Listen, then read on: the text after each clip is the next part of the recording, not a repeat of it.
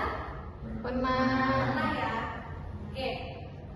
Jadi udah tahu belum pembahasan materi kita pada hari ini apa? Oke, jadi kita hari ini belajar tentang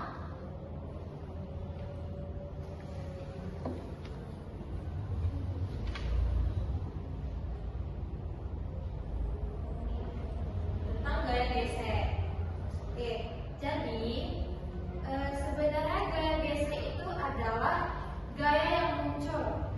Gaya yang muncul karena adanya dua buah permukaan yang saling bersentuhan. Nah, jadi biasanya gaya ini tuh berlawanan dengan benda dan akan menghasilkan adanya hambatan. Nah, jadi sentuhan pada suatu benda tersebut itu akan menghasilkan atau membuat adanya gesekan. Nah, gesekan itulah yang menyebabkan adanya pergerakan pada sebuah benda tersebut. Oke, jadi gaya gesek ini, gaya gesek pada permukaan kasar dan gaya gesek pada permukaan halus itu berbeda. Bedanya apa, Bu? Nah, jadi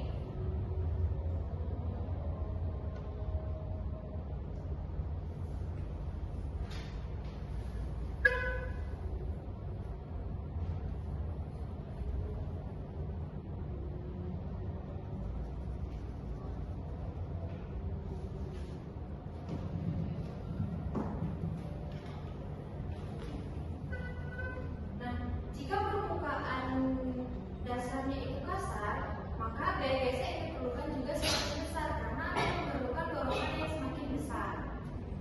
Sedangkan permukaan yang halus itu sebaliknya. Nah, sebaliknya itu bagaimana?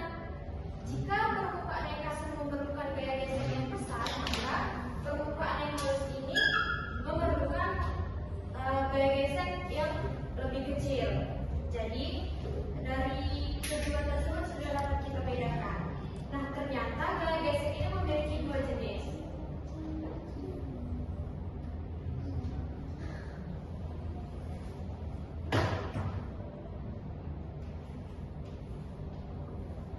Ada yang tahu nggak jenis gaya gesek yang dua ini apa? Nah, jadi jenis gaya gesek ini ada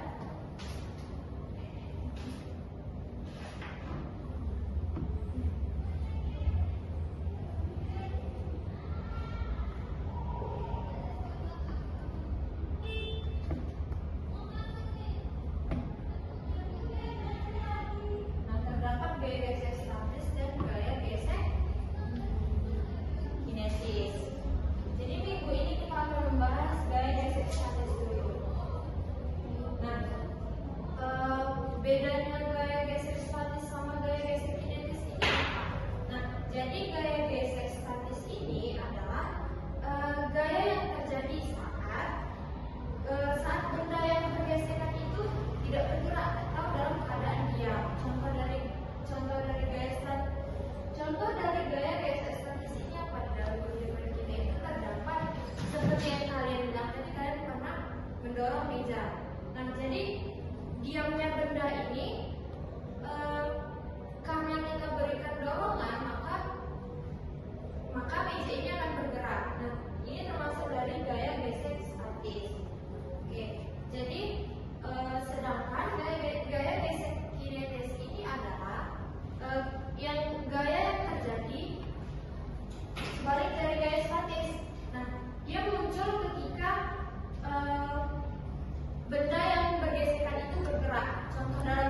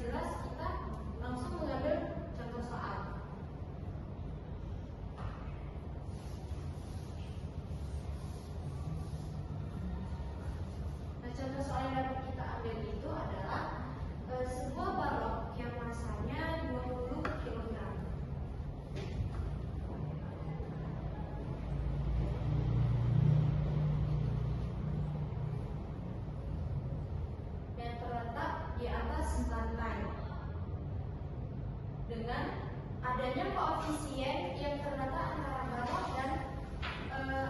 bawah dan lantai adalah 0,6.